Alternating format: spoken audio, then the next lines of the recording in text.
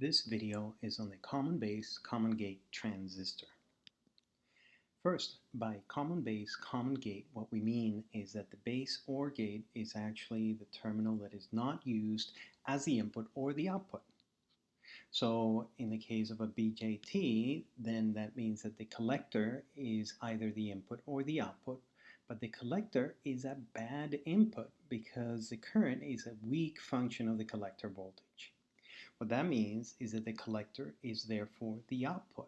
If the collector is the output and the base is not used, then that means that the emitter is the input of our transistor. So in a common base configuration, the emitter is always the input and the collector is always the output. So to get a small signal equivalent model, we replace the transistor with its hybrid pi model.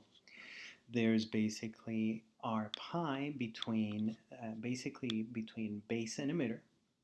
Then we also have little RO between the emitter and collector, and that's this one here. And we also have a GM current between the emitter and collector. Usually that GM current actually points down, and it's a function of the base emitter voltage. All of that times the transconductance, and I'll put here the transconductance. But in a common base configuration, we see that the base is grounded, so the base is 0. So it is minus the emitter voltage. So for minus, we remove the minus here and we flip the polarity of the current. So that's why the current is going up. And then the emitter voltage, and this is supposed to be emitter voltage, the emitter voltage is nothing but the input voltage. So this becomes VNGM. So then we can remove our markers here. And this is our equivalent small signal circuit. But what we're going to do is we're going to map this out into a two-port network. And the usefulness of the two-port network is that it allows us to look at several stages and cascade them. So we're going to look at the equivalent input resistance of the circuit, the short circuit transconductance, and the short circuit output resistance. So let us look at each one at a time. So first, the input resistance. So when we look back out here, we're looking from the input terminal. We're looking at the resistance looking into the input terminal. And what we have is we have R pi in parallel with the GM and RO current. We don't know what that resistance is, so we're just going to call it an equivalent resistance, and we're going to try to determine what that resistance is. So by definition, if we don't know, we put a test voltage at the input, and then the ratio of the test voltage to the currents that are induced gives us the equivalent resistance. And that's what we're saying here, is that equivalent resistance is basically how much a variation in voltage at the input induces a variation in GM and RO current. And then we're going to note, we're going to remove markers here. If we look at this input voltage and we look at basically at this circuit, the currents that are going through GM, the GM current and the RO current, that total current that is going into those two components is also the same current that is coming out of those two components. That's Kirchhoff's current law, or KCL. So that's the observation that we're making here. So if we go further to look at what is the total input voltage here, well, the total input voltage is the voltage dropped across RO plus the voltage at the output. The voltage dropped across RO is basically the current into that resistance, and that's what we have here, the current into that resistance. And that current is basically the total current that is going into those two components, which is what we defined as IO, that total current minus the GM current, and that's what we see here. And that difference is the total current that goes into RO, so into RO, it gives us the voltage dropped across RO. Then we have the current coming out of the output is going into some sort of load resistance here. And that load resistance drops also an ohmic voltage, and that's what we see here, IO into the load resistance. What is neat about this circuit is that we have the input voltage and the output current and every term has one or the other.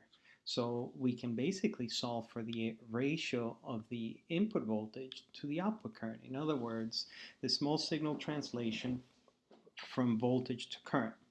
So first we collect terms. We move this GMRO into this side. So this side now has 1 plus GMRO. And on the other side, we have an RO that is left plus the load resistance. So if we solve for that ratio, here's what we see. The 1 plus GM that I mentioned, combining the terms on the left here. And then the terms that are left on the other side are little RO and the load resistance. Now this is what I'm going to call the loaded 1 over GM resistance. And I say that because imagine that our load here is 0. If it's 0, then we have the GMRO is much greater than 1. So the 1 disappears, and then the little ROs cancel.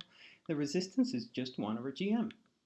So if I remove markers here, this is essentially 1 over GM when the load is 0, and when we have a non-zero load, we have then what I'll call the loaded 1 over GM, which is this total resistance.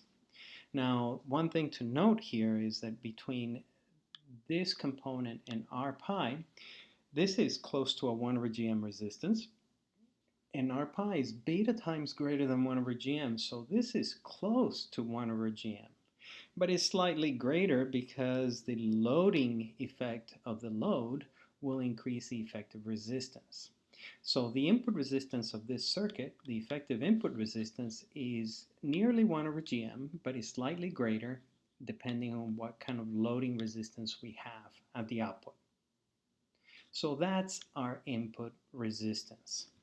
Let's go to our short circuit transconductance, and that's basically the small signal translation from the input voltage to the output current. So we go out here is we have a small signal variation in input voltage, and we want to see how much small signal variation we get in output current. But this is a short circuit transconductance, and it's a forward short circuit transconductance, so we do that when the output is grounded. So the total output current is basically the GM current and the little RO current. And the GM current is just Vin into GM, so we have a GM current going to the output, and that's this one here. And then the RO current, well, the output is grounded, so the current going through little RO is basically the ohmic translation. So it's the input voltage into RO, but the input voltage cancels, so it's just 1 over RO. So the effective short circuit transconductance is basically GM plus 1 over little RO. Usually the GM current is much, much greater than the RO current, so the effective transconductance is usually reduces to just the GM, usually reduces to just the GM.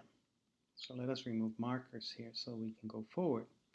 So now we have the input resistance, the short circuit transconductance, and now we can look at the reverse short circuit output resistance.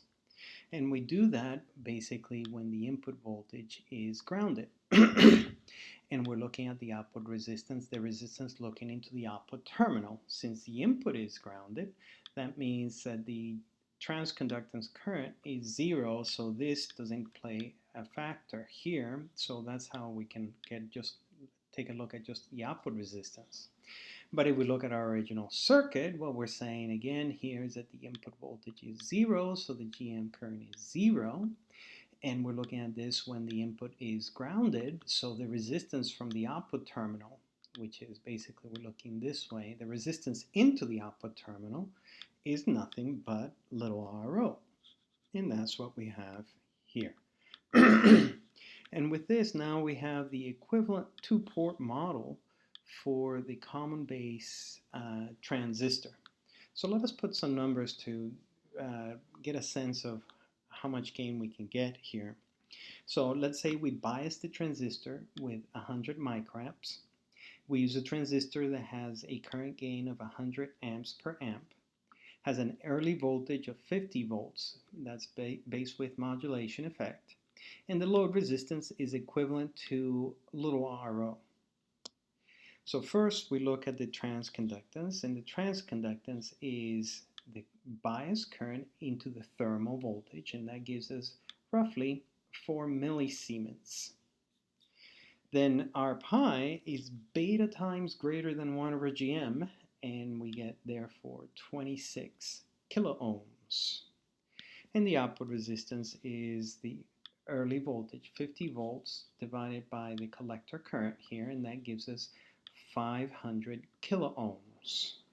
So now for the equivalent two-port network, we have that the short circuit transconductance is basically GM plus 1 over little RO, and that's basically just the GM, so it's 3.9 millisiemens here.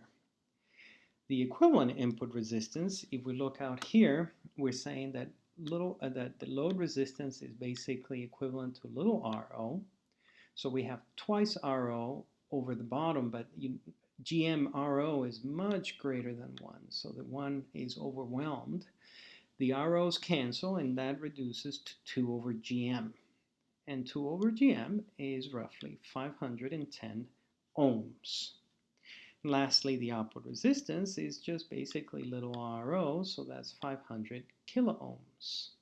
So now that we have that, if we remove all markers, if we want to get the gain across the circuit, so the gain is basically the small signal translation from the input voltage to the output voltage. Well, the output voltage is just the ohmic drop across the output resistance, which is the transconductance current into the equivalent output resistance. And that's what we see here, the transconductance current into the equivalent output resistance, which is the output resistance of our common base in parallel with whatever load resistance we have connected to it. So one thing to note here, and I'll remove markers before we go too much further, when we look at this transconductance is roughly GM, RO is little RO. This is the same gain that we would get out of a common emitter.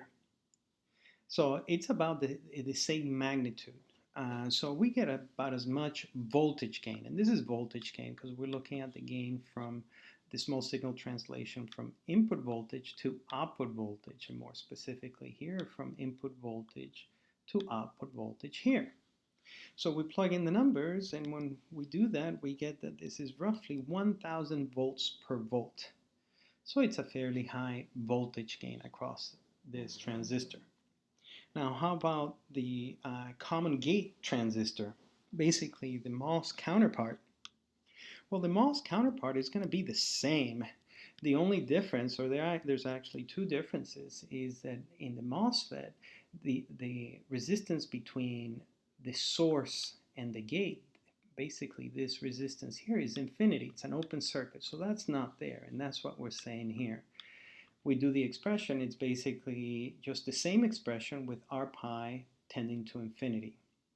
We also have, in the MOSFET, we have an additional current component, it's the GMB current.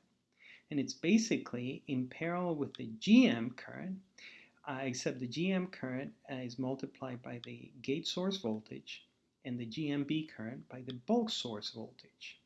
What we see here, though, in a common gate, the gate voltage is 0. And the body voltage or bulk voltage is usually, that doesn't have any small signal variation, so that's also 0. So what we have here is that the addition of these two components is nothing but the inverting translation of the source voltage into a combined transconductance. So basically, we'll have the same equations, but we'll replace the transconductance with GM plus GMB. So let me show you by example. So what is the equivalent input resistance? Where, well, R pi will tend to infinity. So this will go away, this will go away, and then we get this expression. So this is the input resistance of the common gate, except then that this GM is replaced by GM plus GMB. That's the only variation. Then we look at the short circuit transconductance, and what we have here is that this transconductance then is replaced by GM plus GMB, And then RO just becomes RDS, but it's essentially the same effect. So it's the same short circuit transconductance. And the output resistance instead of RO is just RDS.